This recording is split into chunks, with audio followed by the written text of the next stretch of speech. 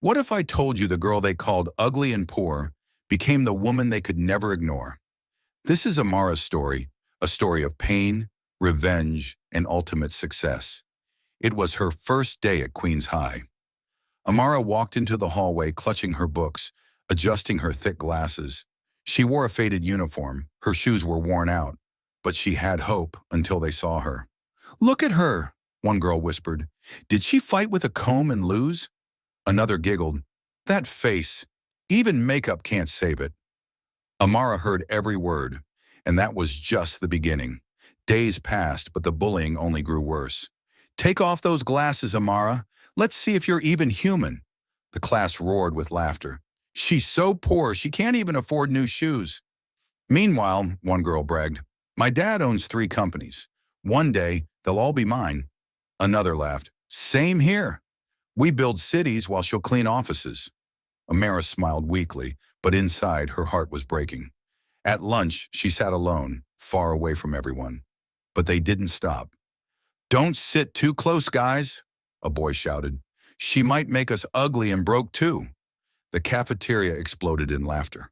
Amara ran to the bathroom, tears streaming down her face. That day she made a promise.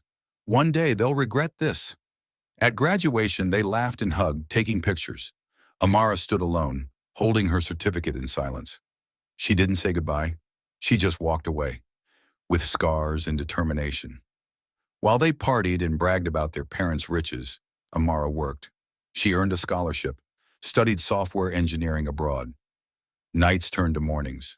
Failures turned to lessons. Until one day it happened. She built something no one saw coming.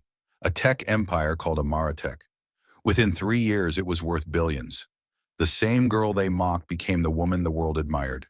Magazines called her the youngest billionaire in the country, and the world could no longer ignore her.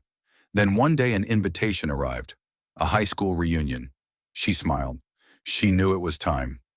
At the reunion before she arrived, her old bullies huddled in a corner. But this time, they weren't bragging. "Dad says our company is going bankrupt," one girl whispered.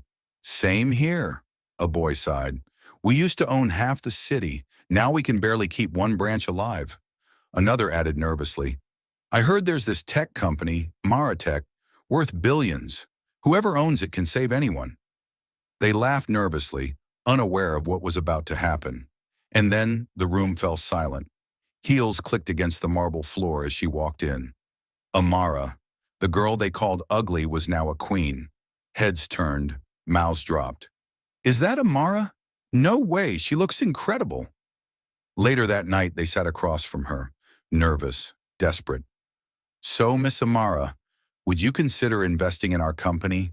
She smiled, crossed her legs, looked them in the eyes. "Funny how life works, isn't it? You once called me ugly. You once called me poor. And now you need me." She didn't shout. She didn't insult them.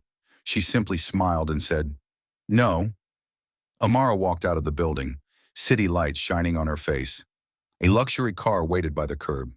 She stepped in and drove off, leaving the past behind her. Sometimes success is the sweetest revenge. So before you mock someone today, remember, the person you look down on might become the person you'll need tomorrow.